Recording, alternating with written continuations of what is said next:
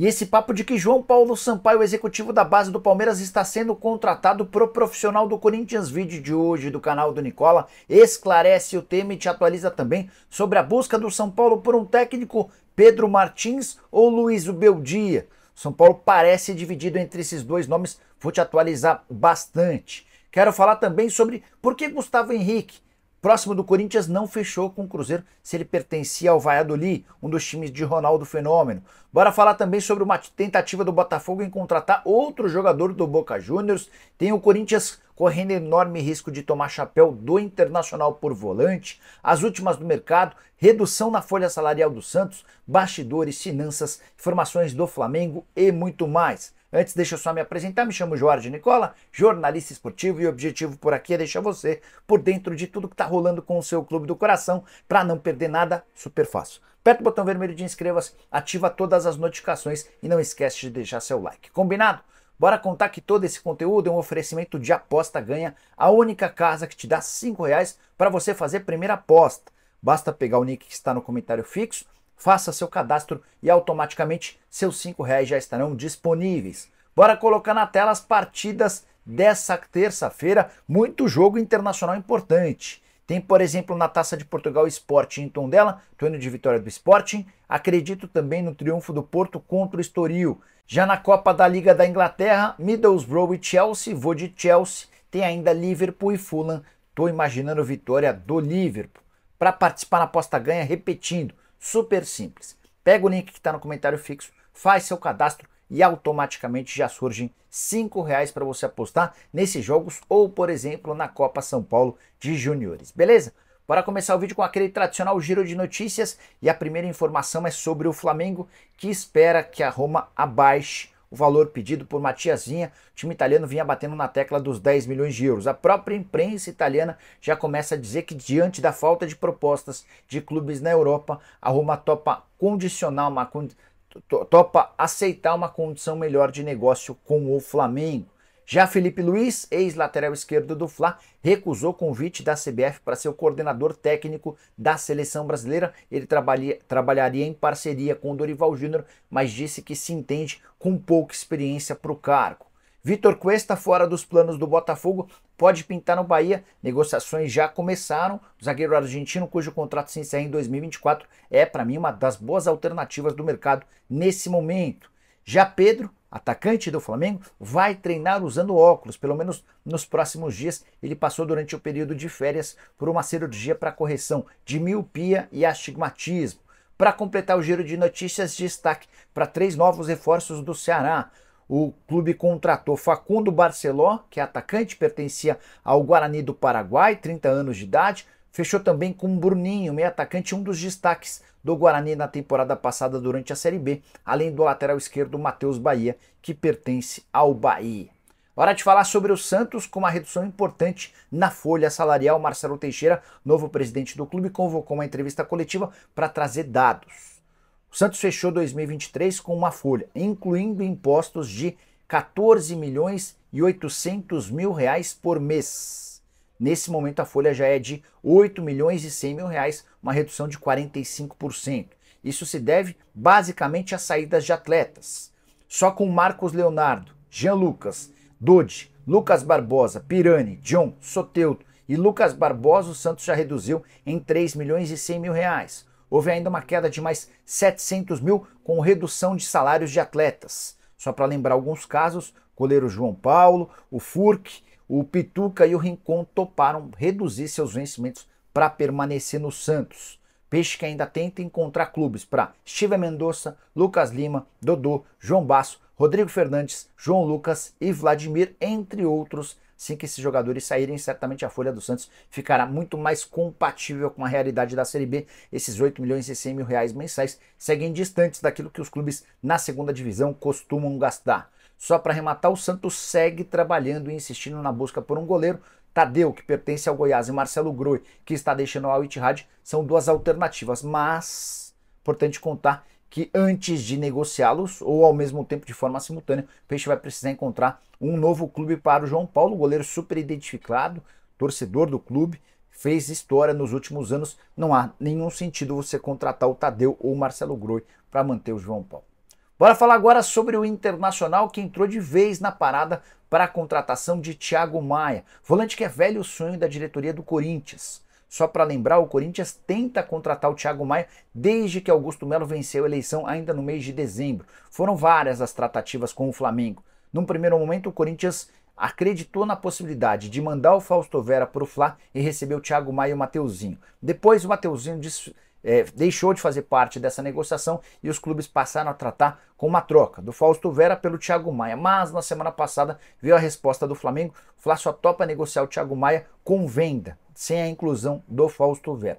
Diante desse cenário, o Corinthians acabou recuando e abriu espaço para a chegada do Internacional no Rio Grande do Sul. A informação é de que o Inter entrou forte e está comprando o volante que foi revelado no Santos, com passagem pelo futebol francês, mais um reforço do Internacional que está fazendo a rapa no mercado brasileiro. Só uma atualização importante: será que essa investida do Internacional pelo Thiago Maia é uma resposta à tentativa do Corinthians de dar um chapéu por Borré? Ainda sobre o Borré, 2 representantes do Inter estão na Alemanha tentando chegar a um acordo com o Werder Bremen. Posso assegurar que o Corinthians está na parada sim pelo atacante colombiano tentando a sua contratação. Bora falar agora sobre o Botafogo, que fez uma segunda investida frustrada em jogadores do Boca Juniors. A primeira, vocês lembram, Christian Medina, meio atacante de só 21 anos de idade. Foram 2 propostas recusadas, a última delas de 10 milhões de dólares. Novo alvo do Botafogo, Luiz Advíncula, lateral direito, peruano, 33 anos de idade. Os valores não foram revelados, mas o Botafogo ofereceu uma grana para que o Boca Juniors libere o atleta. O Boca deixou bem claro que não existe possibilidade de saída do Advíncula. Conta com o atleta, 40 jogos, 4 gols e 4 assistências na temporada passada. Está no clube desde 2020, homem de confiança dos dirigentes do Boca. Desde pronto o negócio já foi descartado. Importante contar também que o Botafogo anunciou nas últimas horas de forma oficial a chegada do Alexander Barbosa, zagueiro argentino, 28 anos de idade, que também era alvo do Fortaleza, muito bom defensor. Ele se junta ao Lucas Halter para formar a nova dupla de zaga do Botafogo. Enquanto isso, Vitor Cuesta e Felipe Sampaio não estão à disposição. O clube abriu mão da permanência deles e eles procuram times para jogar em 2024. Quero falar agora sobre Gustavo Henrique, que pode ser anunciado como novo zagueiro do Corinthians nas próximas horas. Restava apenas a liberação do Fenerbahçe, que é dono de 60% dos direitos econômicos. Quero responder a vocês por que o Gustavo Henrique está fechando com o Corinthians em vez de jogar no Cruzeiro, levando em consideração que ele pertence ao Valladolid, um dos times de Ronaldo Fenômeno. Bastaria que o Valladolid abrisse mão do atleta para que o Gustavo se transferisse do Valladolid para o Cruzeiro. Cabe no Cruzeiro? Você que é torcedor da Raposa entende que o Gustavo Henrique, ex-zagueiro do Santos, do Flamengo, com passagem pelo Fenerbahçe, 30 anos de idade, seria importante? Na minha opinião, sim. Na opinião dos dirigentes do Cruzeiro, não. Conversei com um deles antes de gravar esse vídeo e a resposta para a pergunta sobre o porquê o Gustavo Henrique vai parar no Corinthians e não no Cruzeiro é a seguinte, abre aspas: não cogitamos essa possibilidade de o Gustavo Henrique vir para cá, fecha aspas. Diante desse cenário, com o caminho livre, o Corinthians se acertou com o Valladolid, não vai gastar absolutamente nada e vai ficar com um percentual de uma venda futura. Para o clube espanhol a notícia é importante, até porque o Gustavo tem salário alto e virou reserva. Ele não joga desde 5 de dezembro, ficou 3 partidas consecutivas no banco. Se a gente for levar em consideração os últimos 9 jogos, só foi titular em 2. Desde que foi contratado, 13 partidas e 1 gol. Dessa maneira, o Valladolid abre mão do atleta, torcendo para que o Gustavo Henrique se valorize no Corinthians e possa ter propostas, por exemplo, da Arábia Saudita, do Catar ou de onde for, para que o Valladolid possa receber uma grana um pouquinho mais na frente. Só para completar sobre o Cruzeiro, 3 anúncios confirmados nessa segunda-feira: Rafa Silva pela manhã, Dineno à tarde e Lucas Romero à noite. Reforços que todo mundo já sabia que chegariam à Raposa. Hora de falar sobre o novo técnico do São Paulo. Fui o primeiro a contar para vocês que Luiz Obeldia, técnico argentino, 42 anos de idade, campeão na LDU, interessava ao São Paulo. Foi o nome que mais agradou no primeiro dia de conversas. Essa informação foi dada no vídeo da tarde e reforçada com mais detalhes na live. Por volta de 7h15, 7h20, já estava dando todos os detalhes sobre esse tema. Pois bem, quero contar para vocês que ainda não há acerto com o Zubeldia. Até porque o São Paulo ainda tem outras conversas com treinadores marcadas para essa terça-feira. O Tricolor está numa espécie de entrevistão. Conversa com um, conversa com outro, para tentar chegar a um denominador comum, entender quais são as melhores opções do mercado. Nessas primeiras rodadas de negociações, já deu para descartar Guillermo Barros Esqueloto, ex-treinador do Boca Juniors da seleção paraguaia. São Paulo não gostou. Bruno Lage, com quem o tricolor também bateu papo, não agradou. Bruno Lage, que recentemente passou pelo Botafogo, está descartado. Vitor Pereira, ex-técnico do Corinthians e também do Flamengo, não é bem avaliado no São Paulo. Também podemos deixar esse treinador de fora da lista.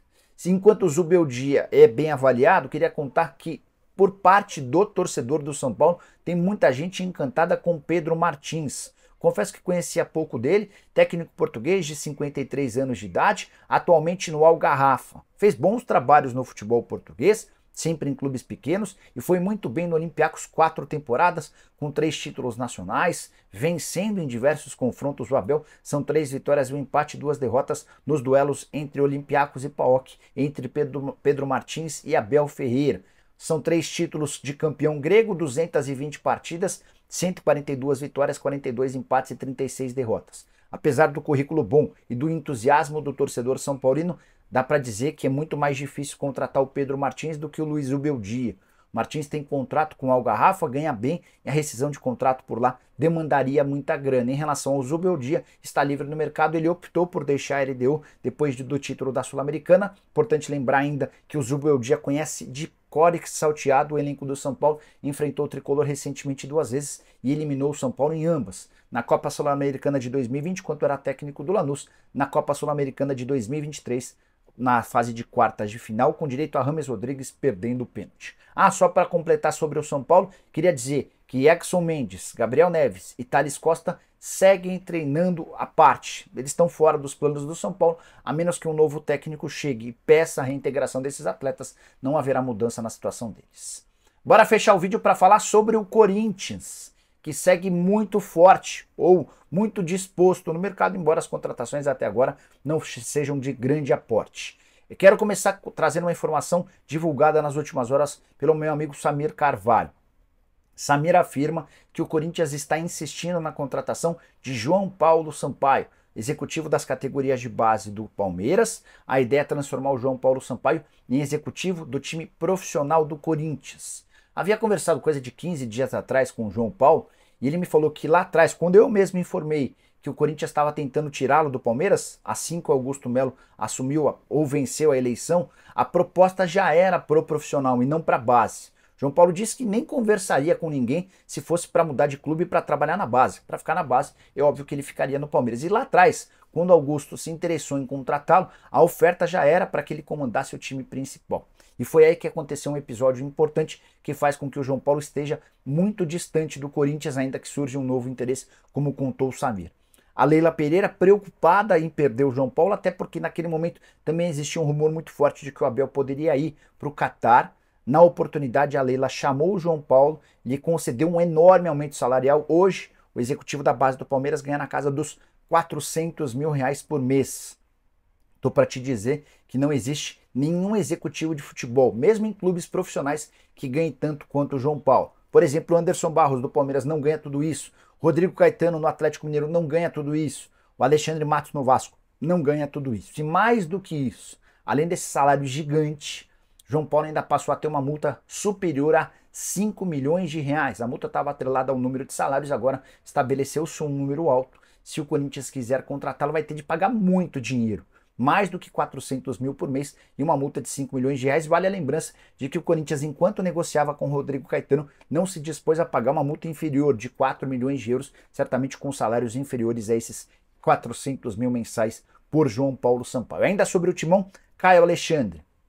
Proposta do Corinthians pelo Caio é superior à do Bahia e o staff do Caio Alexandre espera por uma mobilização do torcedor corintiano para fazer esse negócio acontecer, uma invasão nas redes sociais do Caio Alexandre, o torcedor participando dessa negociação para que ela possa avançar. Sobre Luiz Henrique, a melhor proposta dos clubes brasileiros é justamente do timão, mas importante lembrar que o Betis prefere para o futebol brasileiro negociar apenas em definitivo. A proposta do Corinthians foi de empréstimo com obrigação de compra.